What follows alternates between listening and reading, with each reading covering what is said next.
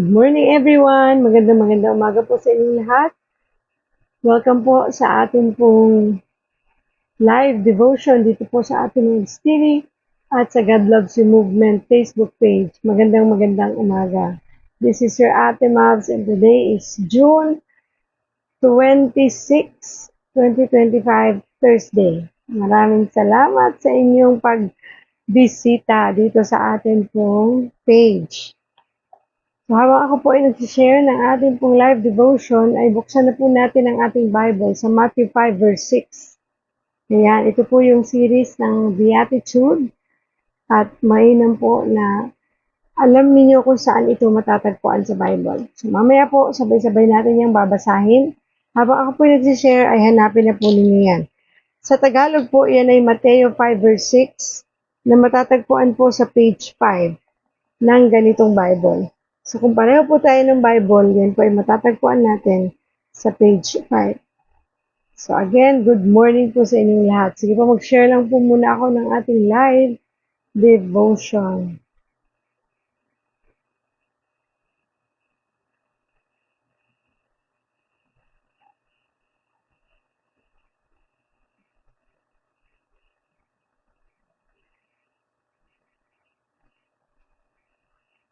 Kumusta po kayo ngayong umaga? Kumusta po ang inyong gising?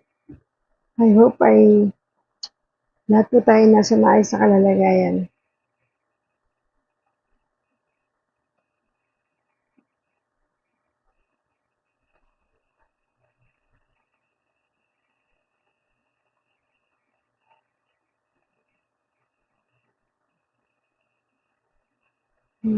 Share lang po akong mabilis. Good morning po, Pastor Jim. Magandang araw.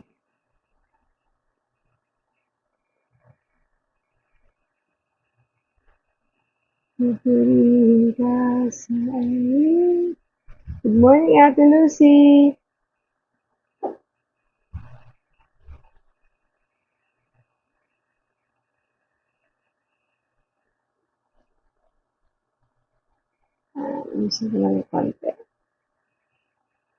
Good morning, Ate Marilyn Bautista. God bless po.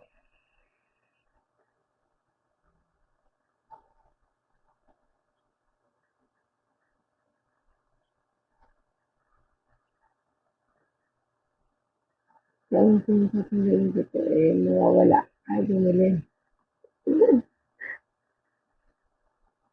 Yan. Sige po, tayo po ay magsishare lang. Mabilis. Marami po ang makasabay sa atin ngayong umaga.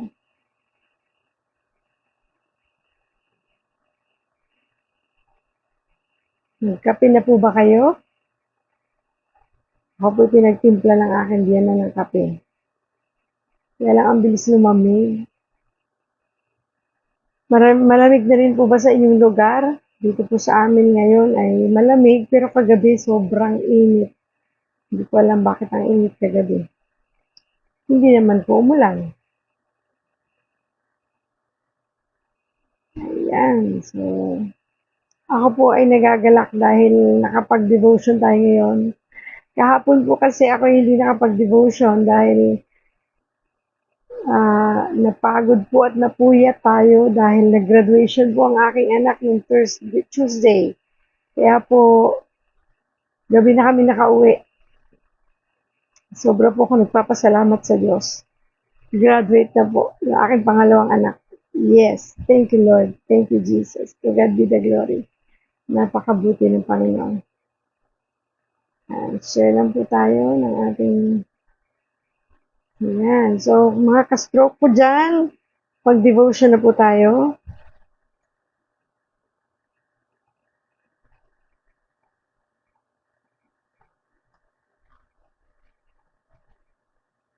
Ayan. Pwede nyo rin po i-share ang ating live this morning para marami po makasabay sa atin.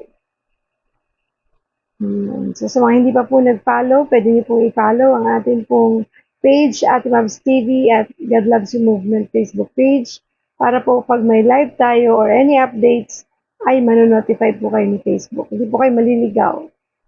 Ganun din po palambing, ang atin pong YouTube channel, Ate Mavs TV, ay up and running. Pwede na po ninyong i-subscribe ang ating YouTube channel, maging ang ating TikTok account. I-follow din po ninyo at i-like. Para po marami ang makapakinig ng salita ng Diyos. Ayan, so sige po. Ano pa? Aking isi-share ay sa God Loves You Movement Facebook page. Magandang umaga po sa inyong lahat dyan. Naka-live din po tayo dyan sa ating page. Magandang umaga.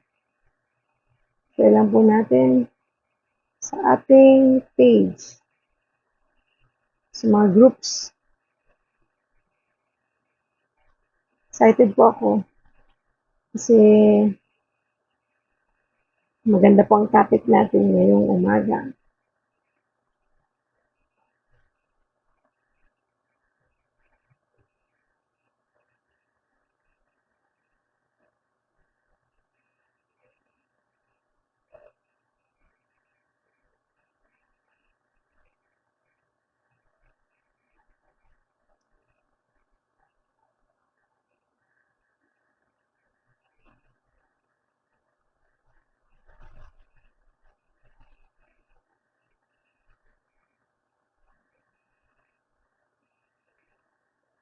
Ayan. Excited na ako.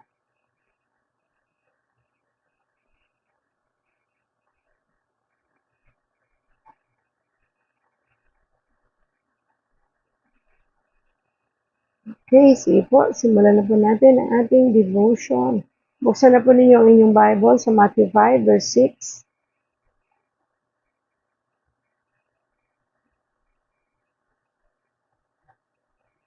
Yan. Matthew 5, verse 6. Sa Tagalog, ito po ay Mateo 5, verse 6 na matatagpuan po sa page 5 ng Bagong Tipan. Kung ganito po ang inyong Bible, tulad ng Bible ko.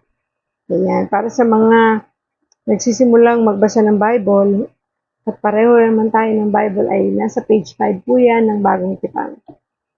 Sige po, basahin po natin. Ang sabi po dito sa Matthew 5 verse 6, English Standard Version. Blessed are those who hunger and thirst for righteousness, for they shall be satisfied. Sabi naman po sa Mateo 5 verse 6, magandang balita, Biblia. Pinagpala ang mga may matinding hangarin na sumunod sa kalooban ng Diyos, sapagkat sila'y bibigyang kasiyahan ng Diyos. Purihin ang Diyos sa pagkabasa ng kanyang salita, manalangin po tayo, Panginoong Diyos na makapangyarihan sa lahat. Pinupuri ka namin at pinasasalamatan. Ikaw ang aming Diyos na buhay, dakila at makapangyarihan sa lahat. Maraming salamat po sa pagkakataong ito na kami ay muling makapagpuri at makapagpasalamat sa iyo. Ikaw po ang aming Diyos na inaasahan sa araw-araw. Samahan mo po kami sa umagang ito. Puspusin mo kami ng iyong pag-ibig at ng iyong banal na spirito. At malinaw mo pong ipakita sa amin ang iyong mensahe para sa lahat. Sapagkat Panginoon, kailangan ka namin sa bawat sandali ng aming buhay. Pangunahan mo po kami, tanging boses mo lang po ang marinig, ikaw lang ang matanghal, madakila at maluwalhati. In Jesus' name we pray. Amen and amen. So good morning everyone, magandang umaga pong muli sa inyong lahat and welcome po sa atin pong daily devotion live dito po sa ating Mavs TV at sa God Loves You Movement Facebook page. Good morning din po sa mga nanonood sa atin sa YouTube channel at sa mga makakapanood po nito sa replay. Magandang umaga po sa inyong lahat. So, good morning Ate Jenny. Ayan, good morning Kuya Alan. Magandang umaga po sa inyong lahat. So, ang atin pong verse na pagninilayan ngayon ay kinuha natin sa Matthew 5 verse 6. Sabi po sa English Standard Version, Blessed are those who hunger and thirst for righteousness, for they shall be satisfied. Sabi naman po sa Mateo 5 verse 6, magandang balita, Biblia. Pinagpala ang may mga matinding hangarin na sumunod sa kalooban ng Diyos, sapagkat sila'y bibigyang kasiyahan ng Diyos. Purihin ng Diyos sa pagkabasa ng kanyang salita. Napakaganda ng pangakong ito ng Diyos sa atin.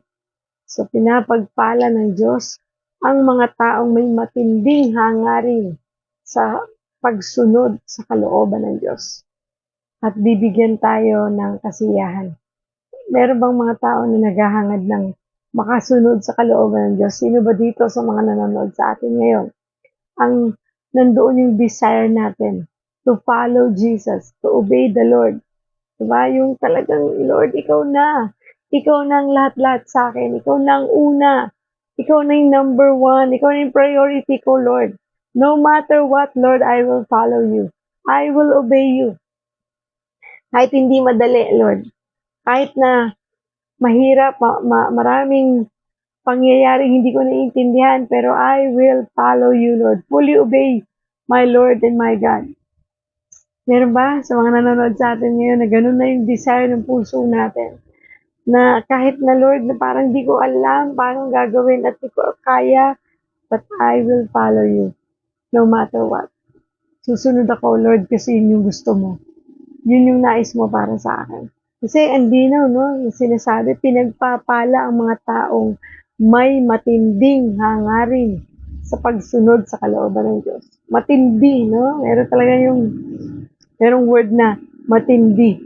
So, yun yung maganda doon eh. Matinding paghangarin, pagkagusto na sumunod sa kalooban ng Diyos. Sabi nga, kahit trying hard tayo sa pagsunod sa Diyos, ang importante, sumusunod tayo. Kasi ang tinitingnan ng Diyos, yung puso natin, yung desire, yung kagustuhan. Diba? Yung hangarin natin na makasunod sa Kanya. Kahit na hindi man natin ito ma-perfect because nobody's perfect. Pero alam ng Diyos sa puso mo, gusto mo itong gawin at ginagawa mo to. Bagamat di mo naman talagang nasusunod ng buong buo, pero sumusunod ka. Diba? Yan yun eh. Yun yung kailangan natin na gawin at gusto natin ipakita sa Panginoon. Sapagkat yun yung tamang dapat natin gawin. Not because pagpapalain tayo. Yung blessing kasi is bonus yan eh. Di ba? Huwag mong gawin ng isang bagay kasi papalain naman ako ng Diyos kaya ako ito gagawin. So what if di ka pagpalain, di mo na magagawin? Diba? Yun eh. Kasi pag nakatingin lang tayo lagi sa pagpapala, baka hindi mo to gawin pag di ka pinagpala. Dapat yung pagsunod mo, pagpalain ako o hindi, gagawin ko tong pagsunod na to sa Diyos kasi ito ang kanyang iniuutos. Kasi ito yung dapat, dahil ito yung tama. Di ba, no? Kaya naman, ang title ng ating topic this morning is, What do you crave? Ano ba yung gusto mo? Di ba?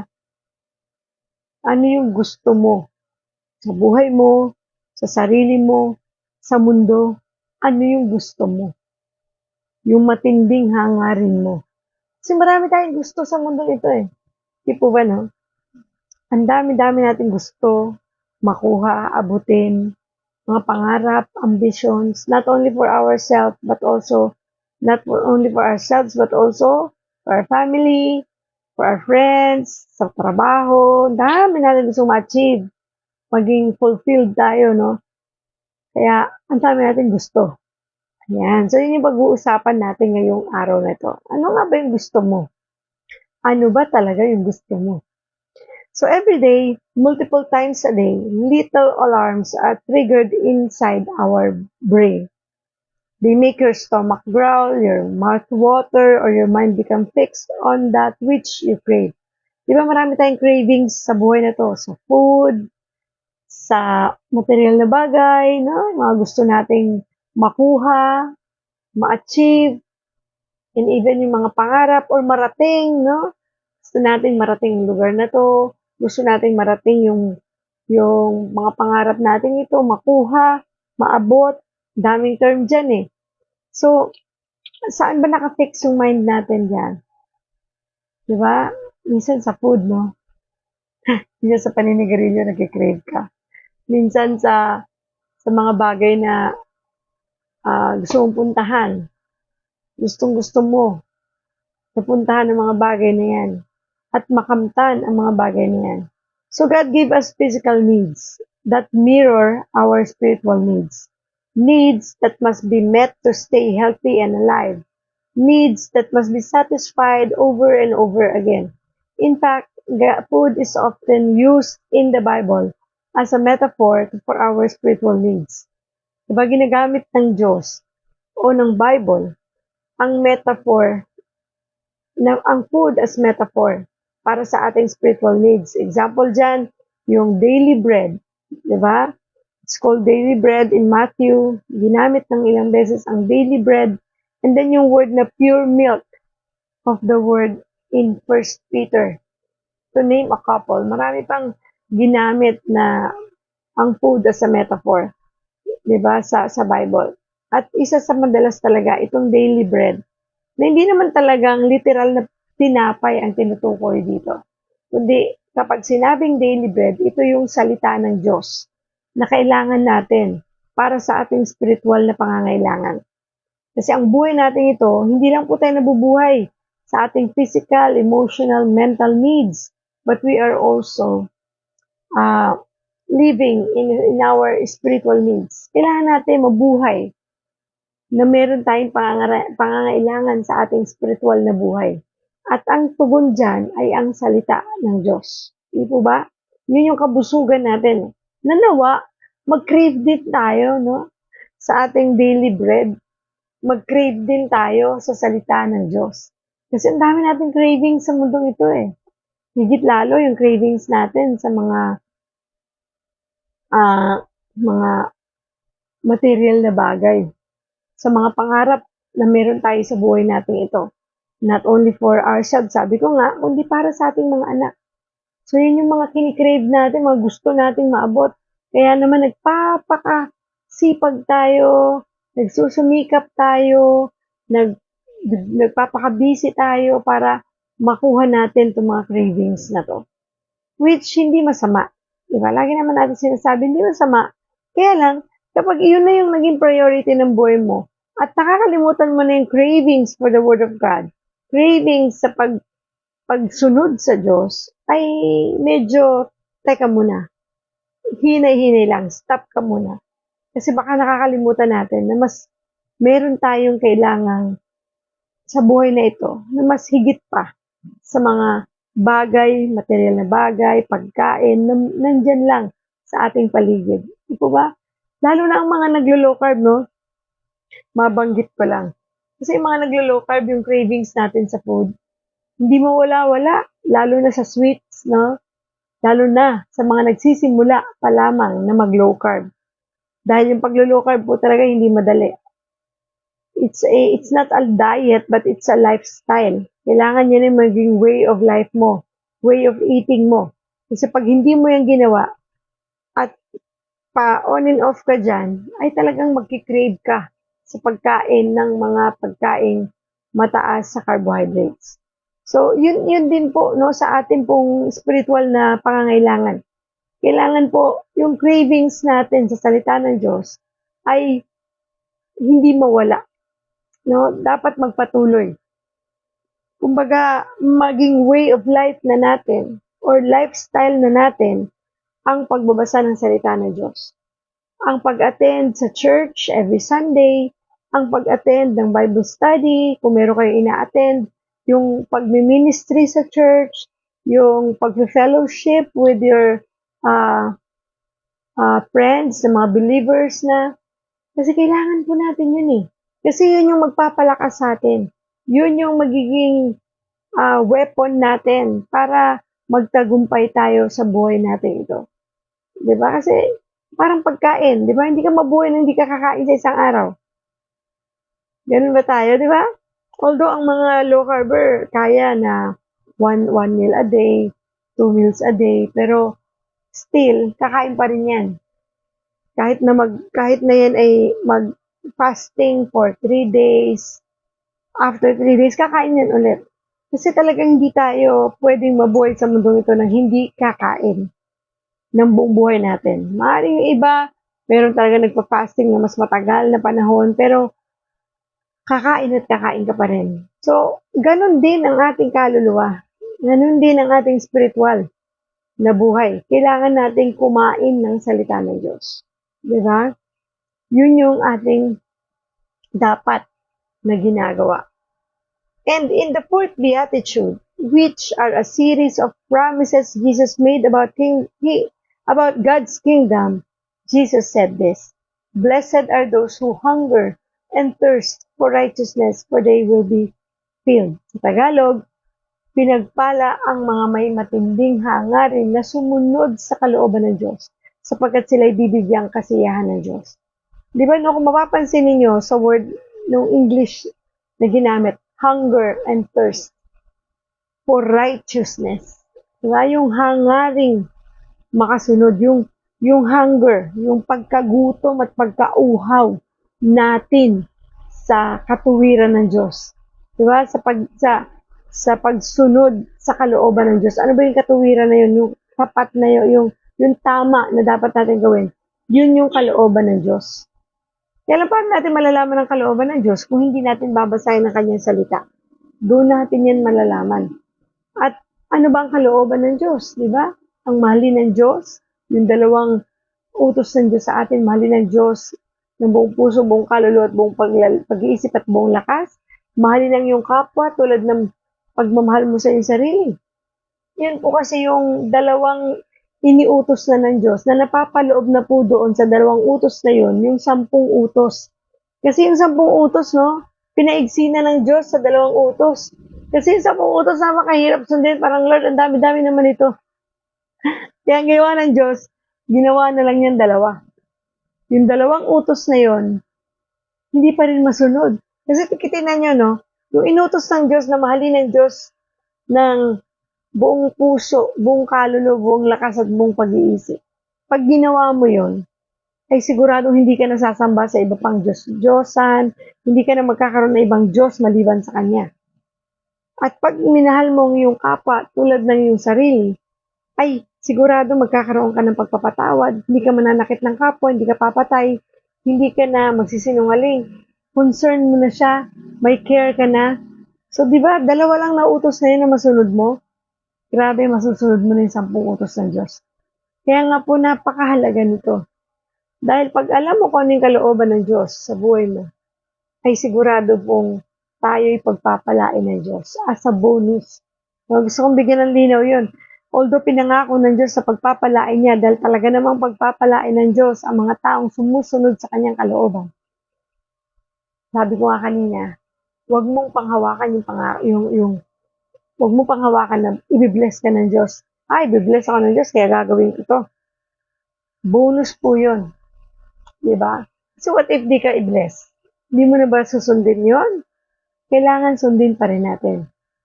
Nagigets niyo po ba ako? Diba? Kasi, minsan may mga tao na nakabase dun sa blessing. Na pag walang blessing, walang pagsunod. Eh, hindi ako binibless ni Lord, ba't naman ako susunod sa Kanya? Hindi po tayo dapat nandoon nakatingin. Dahil ang pagsunod sa Diyos ay talaga pong iniutos at dapat natin gawin. Fully obey the Lord your God, sabi sa Deuteronomy, di ba? Kasi pag hindi po natin sinusunod ang Diyos, paano natin sasabing mahal natin siya? Di ba? Kasi yung pagsunod sa Diyos ay talagang yun ay ating bagay na dapat gawin dahil mahal natin ang Diyos. Dahil siya ang Diyos ng mga Diyos at hari ng mga hari, Diyos na buhay, dakila at makapangyarihan sa lahat. He deserved na sundin, i-follow, di ba? Kasi siya ay Diyos. Siya ang naglikha sa iyo at sa akin. Not because pagpapalain ka, kaya mo siya susundin. Bonus po yan, di ba? Although ang Diyos, pag nangako, tinutupad niya yan. Tayong mga tao, pag nangako tayo, madalas po napapako eh. Pero ang Diyos, pag sinabi niya, ginagawa niya yun. Diba? Kaya naman, doon na tayo sa pagsunod, diba? Lord, mas masaya kasi sumusunod sa Panginoon eh. Diba? Kasi madali yung sabihin, sumusunod ako sa Diyos. Pero literal ba na sumusunod tayo sa Diyos? Diba? Literal ba na talagang ginagawa ba natin? Hindi sa salita, kung hindi sa gawa. Kasi nakikita po yan eh. Kapag talagang sumusunod tayo sa Diyos, may bunga. Meron po talagang kaakibat na pagpapalayan. At meron po talagang pagbabago, transformation sa buhay natin ng mga sumusunod sa Diyos. Hindi po ba? Kasi mapapansin niyo yan at yung mga kapitbahay niyo mapapansin at mga tao sa bahay ninyo, mapapansin yung pagbabago sa buhay mo kapag talagang sumusunod ka sa Diyos. Amen. So, sabi dito, do you long for righteousness and justice? Do you desire the ways of God? Dinidesire ba natin yung mga gusto ng Diyos na ipagawa sa atin? At yung mga kalooban niya at yung mga tama na pagsunod sa Diyos? Do you yearn for His kingdom to come? Sabik ba tayo sa pagbabalik ni Kristo? Do you want to be someone who chases after that which can never truly satisfy, or someone who hungers and thirsts after God, na kahit na sumusunod ka na sa Diyos, nandun pa din yung kauhawan mo at kagutuman mo sa pagsunod, yung hindi nawawala, hindi nauubos. Araw-araw ng buhay mo, parang gusto ko sumunod sa Diyos. Yung talagang nag-crave ka talaga, yung talagang hindi ka titigil, hanggat di ko to nagagawa. Di ba parang sa pagkain, hanggat di ko natitikman yan, di ako titigil, hindi ako makabili niyan. Pag iipunan ko yan, di ba? Ganun, no? Gustong-gusto ko yung sapatos na yan. At hindi ako titigil, hindi ko yun mabili. At di ko yun maisuot. Di ba po, no? Kaya talagang, sabi niya, I will do it, whatever it takes. Patay kung patay. Gagawin ko yan. Makuha ko lang yan. Matikman ko lang yung masarap na cake na yan. Di ba? Sana yung gusto kinikrave mong cake, yung cake ng low carb. Para safe ka. Hindi mag-shoot up yung insulin mo. So, kasi meron namang mga matatamis na low carb. Yun na lang i-crave natin, di ba? Ganun ang buhay, no? Kailangan araw-araw ng buhay natin, kinikrave natin yung presensya ng Diyos, yung pagsunod sa Diyos, yung Word of God, yung bang hindi ka mabuhay, hindi ka masaya kapag hindi ka nakapakinig ng salita ng Diyos, hindi ka masaya kapag hindi ka nakapag-attend sa fellowship ng group, hindi ka masaya kapag hindi ka nakapag-church pag Sunday, kahit online or face-to-face man lang yan. Kasi parang may kulang, no? Sana ganun yung pakiramdam natin sa ating paglilingkod sa Diyos. Dahil pag hindi ganun, parang kapag baliwala lang, pag church okay lang yan, yung bang deadma ka lang? Naku, teka muna, check mo yung sarili mo. Talaga bang ako ay nasa Panginoon na? Bakit parang yung salita ng Diyos, hindi ako nauuhaw doon? Parang hindi ko hinahanap. Diba? Ako kasi, kagaya kahapon po, no? Ito hindi para i-brag yung sarili ko.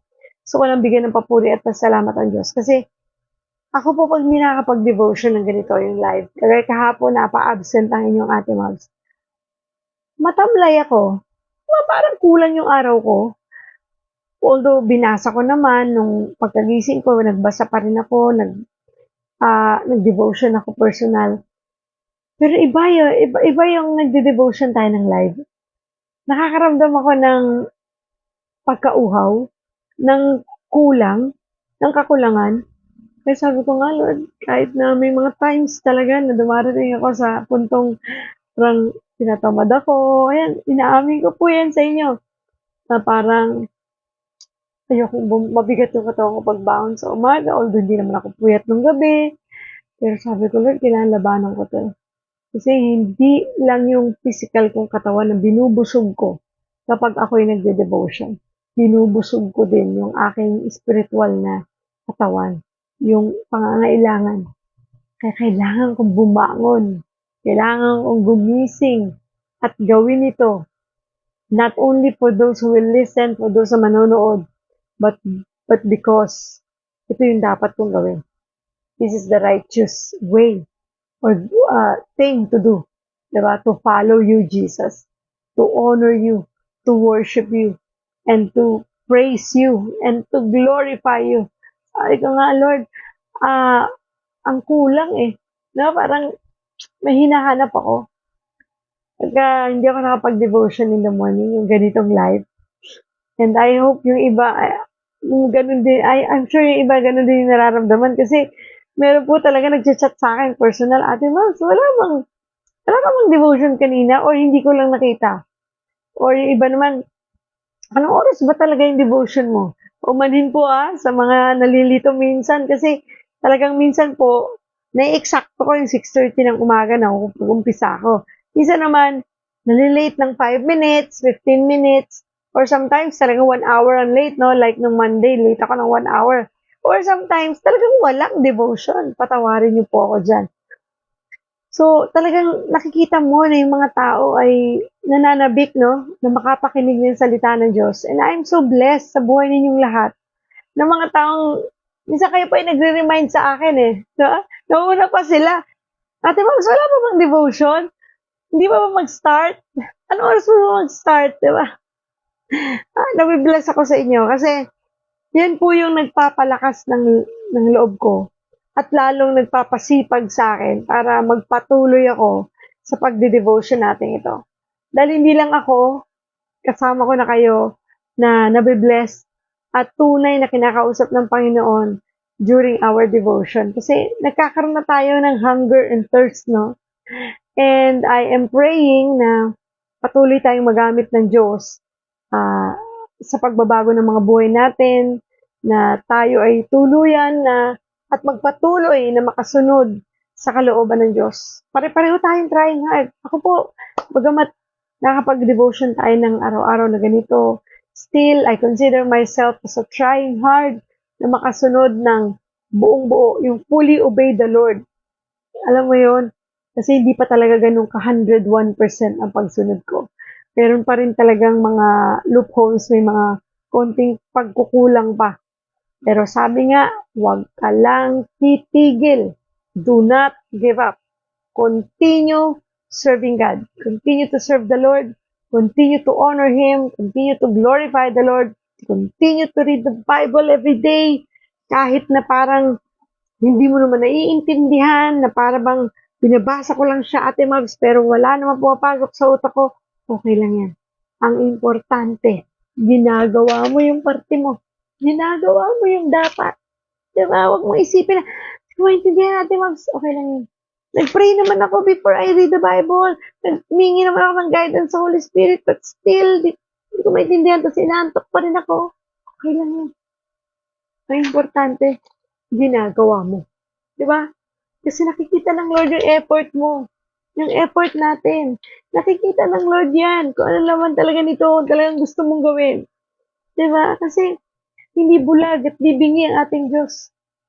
Malinaw niyang nakikita yung mga laman ng puso natin, ng isip natin, kung siya ba talaga ang laman yan. At yung kagustuhan natin makasunod sa kabila ng kabisihan natin, sa kabila ng ang dami nating ginagawa, sa kabila ng ang daming distractions, ang daming temptations, pero still, nagsusumikap kang sumunod, nakikita ng Diyos lahat yan. Your labor is not in vain. Wala pong sayang o pag-aaksaya sa ginagawa mo. Ang importante, gawin mo lang. Sige lang. Hindi ka man ma-perfect, sige lang. Sa gabi, sabi ng iba, hindi ko na magawang mag-pray ng ganong kahaba. Kasi pagod na ako, but still you pray. Di ba? Ino-honor ng Lord yun. Nag-pray ka pa din, kahit saglit lang. Di ba? You talk to the Lord. Walang sayang doon. Huwag kang mag-isip na, konti lang dinasal mo kagabi, hindi ka pakikinggan ng Diyos. Hindi totoo yan. Ang importante, you spend time. Kahit konting oras. Minuto lang, masaya na yan. Masaya na ang Diyos doon na please mo na si Lord, basta bukal sa kalooban mo. Dahil alam ng Diyos yan kung dito galing yan. Diba? Kaya huwag mo iisipin. Minsan, si Satan na nanggugulo sa atin na sinasabi, naku, nagdasal ka kagabi, igsi-igsi. Hindi ka pakikinggan ng Diyos pagka ganun. Hindi totoo yan.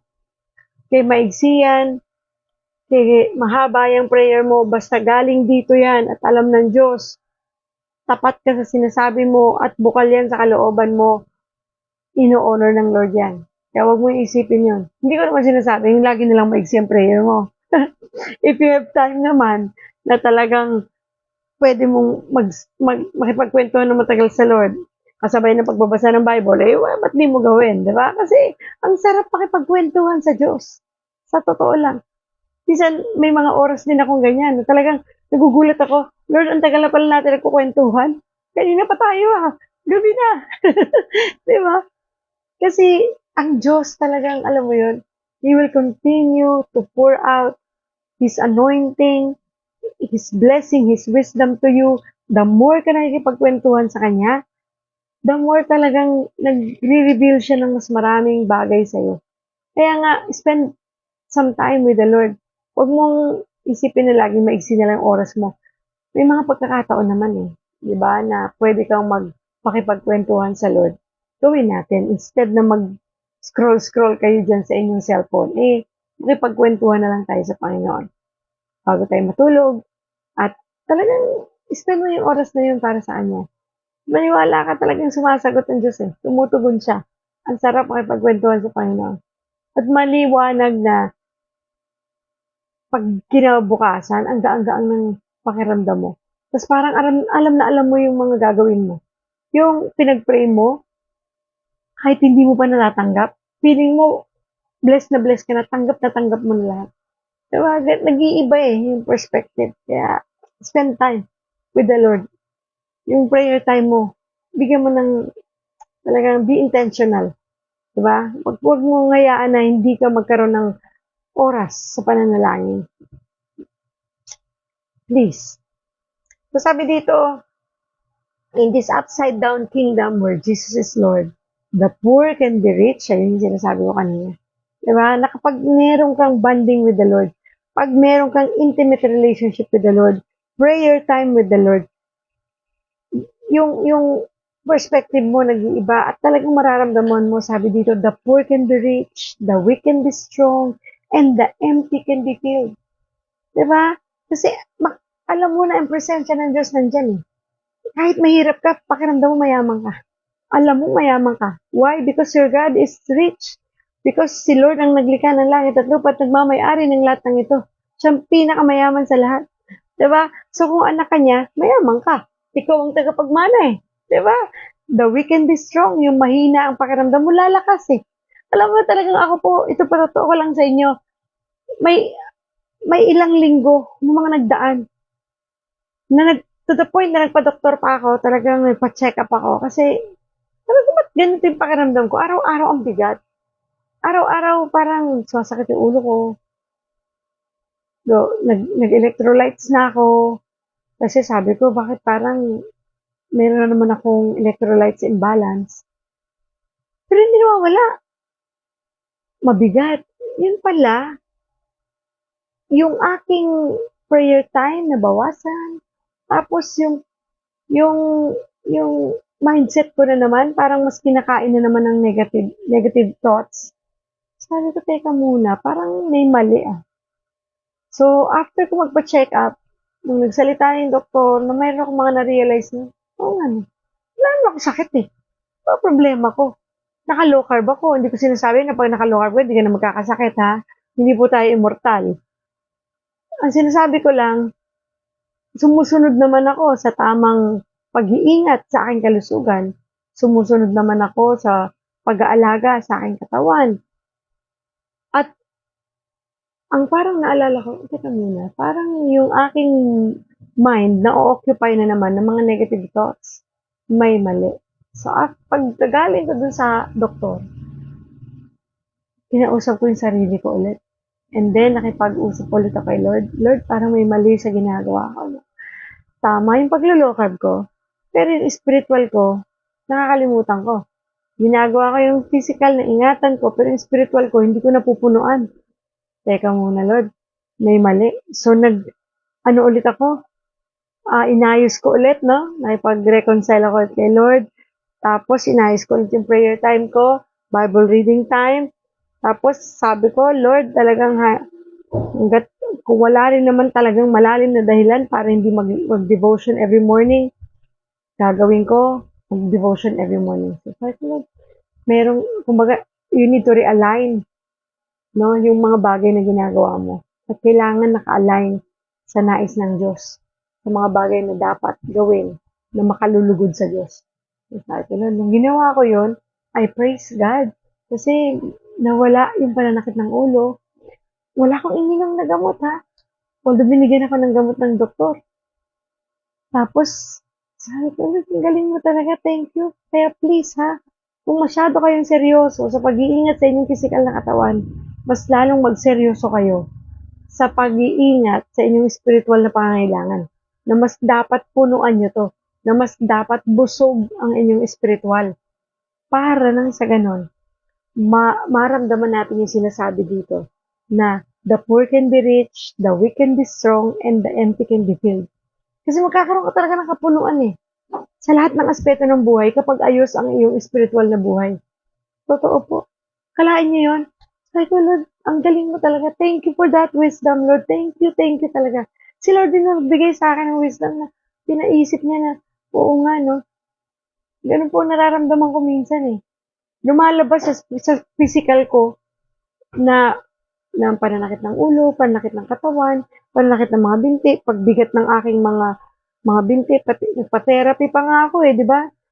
Sabi ko sa inyo, naikwento ko, nagpa-therapy ako ulit kasi parang may something wrong. Yung pala, ang mali, ito at ito, sa spiritual na aspeto. Kaya nga po, please, kung kayo masyadong seryoso sa ibang aspeto ng buhay, in financial aspect, physical aspect, mental, emotional aspect ng buhay nyo, pinerfect nyo na yan, iningatan nyo na, maging sa inyong financial aspect, baka nakakalimutan natin yung spiritual aspect ng buhay. Diba, kailangan yung kalooban ng Diyos, doon tayo nakasunod. Kailangan araw-araw ng buhay natin, ang laman ng puso't isip natin, una palagi ang salita ng Diyos, ang pag-ibig ng Diyos, ang presensya ng Diyos, bago pa ang ibang mga bagay. Kasi pagka nakakalimutan natin yung pagsunod sa Diyos at yung pagbabasa ng Bible, pananalangin araw-araw, may kulang eh. Totoo lang po. Talagang kahit anong gawin natin, laging magkakaroon ng kulang kapag ang spiritual ay hindi sapat. So please, huwag niyong kulangan yung spiritual natin pangangailangan. Okay po? So Jesus Christ not only holds the key or the keys to living water, but He is the bread of life. So hindi lamang po siya yung tubig na kailangan natin inumin sa buhay natin, kung hindi siya ang ating pagkain mismo. Bread of life. Yun yung kasapatan ng buhay natin. Maging sa ating pong physical, sa mga sakit karamdamang meron tayo, ang Panginoon ang kailangan natin. Kakulangan sa pinansyal, kakulangan sa pagkain o sa mga bagay na nandito sa mundo, ang Panginoon ang kailangan natin. Sa mental issues natin, sa mga emotional issues natin or negative thoughts natin, para maging maayos din yan, ma-realign, kailangan natin ng Panginoon dyan. So talagang, di ba, to top it all, si Lord ang lahat-lahat. Minsan, nananalangin tayo, tapos hindi naman natin natatanggap pa. Paulit-ulit, pag-pray mo naman ako. Sometimes, pinag-pray ka na ng maraming beses. Alam mo kung ano na yung problema, kung bakit hindi dumarating yung blessing, is because hindi ka nagtitiwala. Hindi ka naniniwala na mangyayari yung panalangin mo. At hindi ka talagang totally nag-surrender. Kasi kapag ka pinanalangin mo na isang bagay at pinagkatiwala mo na ito sa Diyos, relax ka na. Huwag ka nang mag-alala dyan. Darating yan. Paano Ate Mabs kung di dumating? Hindi may ibang plano ang Diyos. Dapat yun ang pinagkakatiwalaan mo. Mangyari o hindi mangyari ang iyong panalangin, dapat nagtitiwala ka ng buo. Ano kung hindi mangyari? Hindi pa rin ako mapabayaan ng Diyos. May mas maganda siyang plano kesa doon sa plano ko. Diba? Kasi minsan gusto mo eh. Yang ang tanong natin what do you crave? Ano ba yung kinikrave mo talaga? Kung yun yung gusto mong bagay, paniwalaan mo at panampalatayanan mo. Pero, dahil naniwala ka at nanampalataya ka, dapat mananampalataya ka rin na ang Diyos ang may hawak ng buhay mo. Na siyang nakakaalam ng future mo. Na kahit ito ang gusto ko, Lord, pero kung hindi naman ito yung gusto mo, kung gusto mo yung masunod. Kasi ikaw may alam ng bukas ko eh. Diba? Ikaw may alam kung tama o mali yung kahilingan ko eh. Yung prayer ko eh. So, dapat ganun din tayo. Kaya nga dapat yung prayer mo, mayroong pananampalataya at paniniwala. Hindi po pwedeng nanalangin ka na gusto mo. Diba? Na pag hindi nangyari yung gusto ko, ayoko na. Ayoko na, Lord. Hindi mo naman sinusunod yung gusto ko eh. Hindi. Dapat nandun yung faith na nananampalataya ka na yung dinadasalan kong Diyos ay Diyos na may alam ng lahat. He's an all-knowing God. He's a powerful God. At alam niyang bukas ko, alam niyang mamaya ko, alam niyang kinabukasan ko. So, pag pinagkatiwala ko sa kanya yung panalangin ko, anuman ang tugon niya dito, ipagpapasalamat ko yun. Kasi siya ang may desisyon at hindi ako. Yes, ipagdarasal natin. Lord, gusto ko tong trabaho na to. Kung nangangailangan ka ng trabaho, Lord, gusto ko tong trabaho na to. Lord, sa totoo lang, tong kumpanya na to, gusto ko po ito eh. Pero kung hindi itong gusto mo, ikaw masunod, Lord. Pero ito yung gusto ko. Pero kung hindi mo ipahihintulot, masaya pa rin akong tatanggapin mo. Dapat ganun tayo manalangin. Diba? Kasi, yun yung pagsunod sa kalooban ng Diyos. Kasi kung ipipilit mo yung gusto mo, at magagalit ka pa pag hindi natupad yung gusto mo, eh hindi yun pagsunod sa kalooban ng Diyos. Diba? May sarili tayong mundo pag ganon. At ang pinasusunod mo ang Diyos, baliktad. Hindi na yung kalooban ng Diyos ang nasunod, kundi yung kalooban mo na. Kaya maraming taong tumatalikod sa Panginoon. Kasi pag hindi nasunod yung gusto nila, nagtatampo sila sa Diyos, nagagalit sila sa Diyos. Umiiba sila ng landas. Kasi hindi naman sinunod ng Diyos yung prayer ko eh. Si Lord naman, ito yung gusto ko, tapos ito yung binigay. Diba? Bakit natin inuutusan ang Diyos na siyang naglikha sa atin? Ang Diyos na may alam ng lahat. Diba? So, yun po yung dapat natin tandaan. Ang tunay na pagsunod sa Diyos ay may pagtitiwala sa desisyon ng Diyos. May pagtitiwala sa kung anong nais ng Diyos para sa atin. Diba? Wala namang hahangarin ng Diyos na ikasasama mo eh. Lahat ng gusto ng Diyos, ikabubuti natin. So, bakit di tayo magtitiwala sa Kanya? Diba po? Kaya nga minsan, napapahamak tayo eh. Dahil ang gusto natin, yung masunod, yung gusto natin. Kahit ito yung pinagawa ng Diyos, hindi ko susundin yan. Ayoko niyan, Lord eh. Ito yung gusto ko. Kaya dito ako. O ano nangyari? At the end of the day, o the end of the tunnel, anong ending? Bumalik ka ulit. Diba? Parang oops, at ganun, umulit. Eh kasi, mali yung ginawa, sinunod mo eh. Bakit ganun, Lord? Paulit-ulit ang buhay ko. Yung cycle, ganun na naman. Eh kasi, hindi ka sumunod sa gusto ng Diyos. Ang sinunod mo, yung gusto mo. Kaya tuloy, yung buhay mo paulit-ulit. Walang pag-usap. Walang pag-asenso. Laging ganun ang ganun. Gusto mo ba yun? Ako ayoko na po. Sabi ko nga, Lord, ayoko na. Kagabi nga, kinakausap ko si Lord. Lord, parang may nakikita na naman ako may umuulit sa pangyayari sa buhay ko. And sabi ko, Lord, thank you kasi pinapakita mo sa akin may mali. So, kailangan ayusin natin ang pagsunod sa Diyos. Sabi ko, Lord, thank you. Thank you for always reminding me na bago pa man ako mapunta doon at lalong maligaw, pinapaalalahanan mo na ako. And I'm willing to obey, Lord. Hindi madali, pero sige lang, Lord, susunod ako.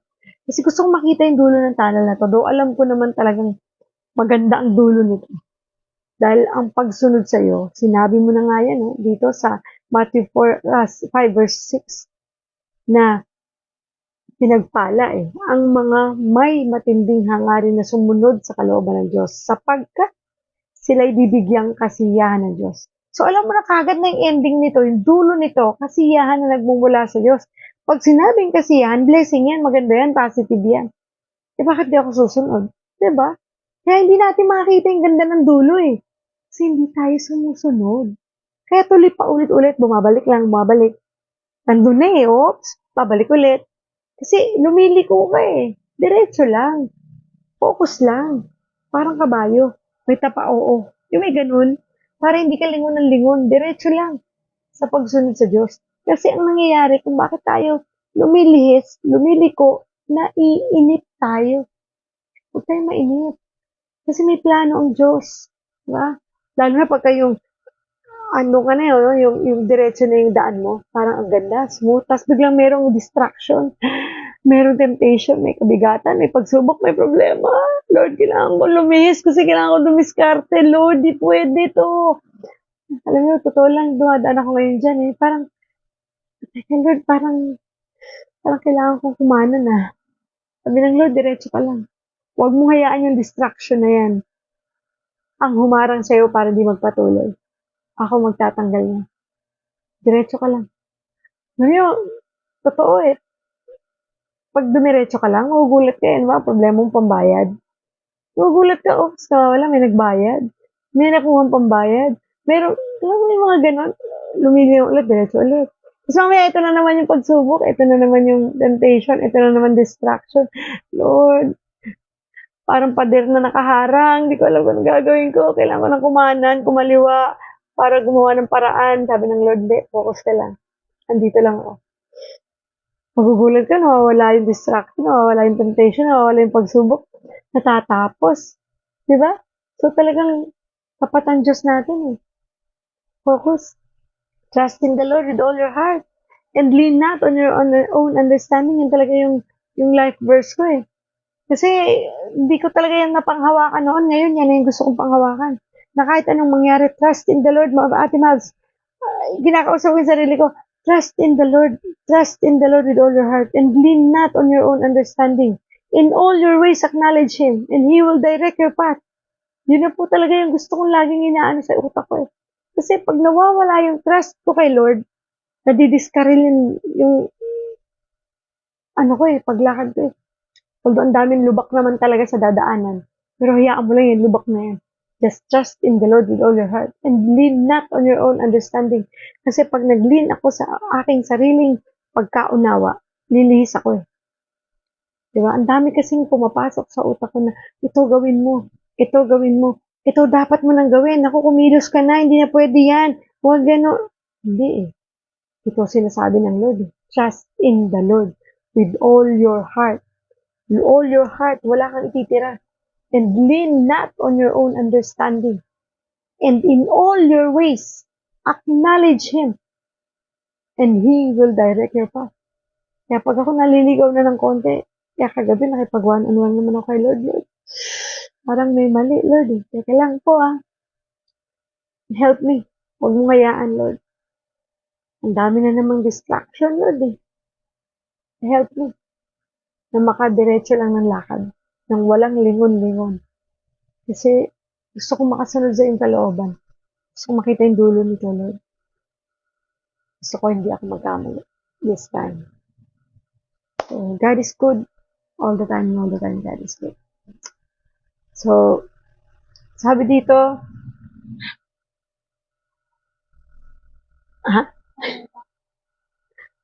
meron. Di ba ini-istorbo ko ng anak ko? May distraction. Nandun sa bag, baby. There. Yan. Alis po kasi ang aking mahal na anak. Yung graduate kong anak. Pupunta ng, may aayusin sa school. So, yun. Di ba?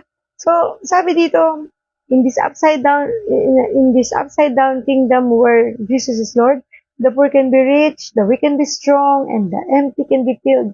Gusto nyo ba yun? Diba? Na walang pagkukulang ang mga anak ng Diyos. And Jesus Christ not only holds the keys to living water, but He is the bread of life. So when you feel Him prompting your heart to fight for justice, to love the unloved, to stand up for what's right, even when it's not popular, pay attention. So pay attention tayo sa Lord. Kapag sa tingin mo parang meron kang gusto ipaglaban, meron kang mahalin na hindi ka ibig-ibig, natayuan ang tama, tayuan ang nararapat, tayuan yung karapatan mo. Please, pay attention to the Lord. Kay Lord muna tayo. Kay Lord muna tayo lumapit. Pagdasal natin ang lahat ng ito para kayanin natin na magawa natin. Kasi hindi madali magmahal ng kaaway, magmahal ng hindi ka ibig-ibig. Tayuan ang tama at tayuan yung karapatan mo. Yung parang minsan parang niyuyurakan yung pagkatao mo. At yung parang inaapi ka na, pero huwag mong isipin yan. Walang api na anak ng Diyos. Lahat tayo ay may katagumpayan dahil pinagtagumpayan na natin ng ating Diyos. Kaya bago pa man mag-aksyon sa mga bagay na yan, manalangin ka, tumawag ka sa Diyos. At sapagkat ang Diyos ay tapat sa kanyang pangako, hindi tayo pababayaan, hindi tayo iiwan. Di ba po? Pay attention. Pay attention sa Word of God. Pray. Listen sa inyong mga naririnig na Word of God sa Bible, sa inyong church, sa worship service, sa inyong fellowship, sa inyong Bible studies. Please, listen and pay attention to the Lord para hindi po tayo maligaw. Dahil gusto ng Lord, mag-seek tayo sa Kanya. Seek ye first the kingdom of God and and His righteousness, and all these things shall be added unto you. Promise. And He stands ready to fill you with everything you need. Diba? Dahil sabi sa Philippians 4 verse 19, and my God will supply every needs of yours according to His riches and glory in Christ Jesus. He's our Savior. He's our needs. Magbibigay ng mga needs natin. Kaya sabi niya dito, He stands ready to fill you with everything you need. Whatever aspect pa yan. Physical aspect, emotional aspect, mental aspect, financial aspect, spiritual aspect. Si Lord ang magbibigay ng lahat ng pangangailangan natin para puno tayo, hindi tayo empty. We are rich kahit poor tayo. Diba? Tayo ay strong kahit weak tayo because He is our everything. Thank you, Lord. Thank you, Jesus. Let us pray. Father God, Father in heaven, thank you. Sobrang maraming salamat po sa napakaganda mong mensahe ngayong umaga. Nawa, Panginoon, tayuan namin na palagi kaming makasunod sa iyong kalooban. Hindi madali, Lord, pero kakayanin namin because yun yung tamang dapat namin gawin. Kailangan ka namin, Panginoon, sa bawat oras at sandali ng aming buhay. Ikaw ang aming kalakasan, Ikaw ang aming kapangyarihan, Ikaw ang aming buhay. Tulungan mo po kami, Lord. Samahan mo po kami sa lakarin ng aming buhay. Ingatan mo po kami. Saan man kami pupunta, ano man ang aming gagawin, ano man ang aming desisyon, ano man ang aming plano, Panginoon, pangunahan mo kami. Huwag mong hayaan, Lord, na yung gusto namin ang masunod. Ang gusto namin, Panginoon, yung Ikaw ang una sa lahat ng aming gagawin. Ikaw ang sentro ng buhay ng aming pamilya at ng lahat-lahat. Ikaw din ang aming maging focus, Lord, at priority sa buhay namin ito. Sa aming trabaho, sa aming negosyo, sa aming pamilya, sa aming buhay. Nawa Ikaw, Lord, lagi ang una. Maraming salamat for everything, Lord. Gabayan mo kami at ingatan. Samahan mo po ang mga tao na nanonood ngayon. Ingatan mo sila, tulungan mo sila. Ingatan mo rin, Lord, ang aking anak na magbabiyahe, Lord God, ngayon papunta sa kanyang school. Lahat din ng aming mga anak, Panginoon, ng aming buong pamilya at aming buong sambayanan. Ingatan mo po kami. Gabayan mo po kami. Tulungan mo po kami. I-provide mo ang lahat ng aming pangangailangan. At nawa, O Diyos, sa aming pagsunod sa iyo, magawa namin to ng buong puso, buong kaluluwa at buong lakas at buong pag-iisip. Sapagkat ito ang nais mo, Panginoon, sa aming buhay. Salamat sa pagpapala, Lord. Salamat sa pag-iingat. Nawa, O Diyos, patawarin mo kami sa aming mga kasalanan. Sa mga bagay na gagawa namin, sinasadya man o hindi, patawarin mo po kami. Thank you for everything, Lord. Binabalik po namin ang lahat ng papulit pa salamat sa iyo. I-bless mo po, Lord, ang ating Mavs TV family, ang God Loves You Movement Ministry, ang God First Christian Ministry International, at ang Global Life University, Panginoon. At ang lahat ng mga estudyante, may-ari nito, at ang lahat, Panginoon, ng mga professors and deans. Thank you, Jesus. Gamitin mo, Panginoon, ang school na ito upang marami pang tao ang makakilala sa iyo at patuloy na makapaglingkod sa iyo. Thank you for everything, Father God. Thank you for your love, for your mercy, for your goodness, for your kindness, for your faithfulness, and for your grace. Thank you for everything. In Jesus' name we pray. Amen and amen. Thank you, Lord. Maraming salamat po. Thank you for watching, Ate Edgy, Ate Jenny, Ate Marilyn Bautista, Ate Lucy, Pastor Jim, and Kuya Alan. Maraming salamat po sa inyong lahat.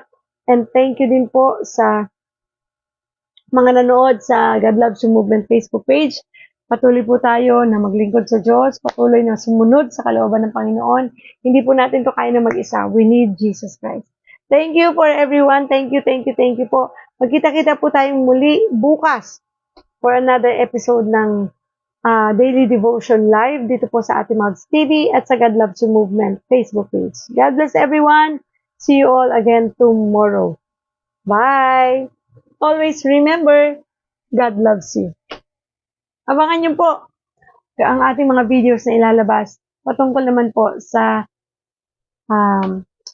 low carb lifestyle. Yan. And of course, dun sa mga ka-stroke natin dyan, maglalabas din tayo ng mga videos patungkol naman po sa mga inspiring stories ni Ate Mavs para sa mga ka-stroke natin dyan. Ayan. So, thank you po sa inyong lahat and don't forget to follow our Facebook page, Ate Mavs TV at God Loves You Movement Facebook page. And also, pa-subscribe naman po ang atin pong YouTube channel, Ate Mobs TV at God Loves You Movement Facebook page. God bless everyone! Bye-bye po. And always remember, God loves you.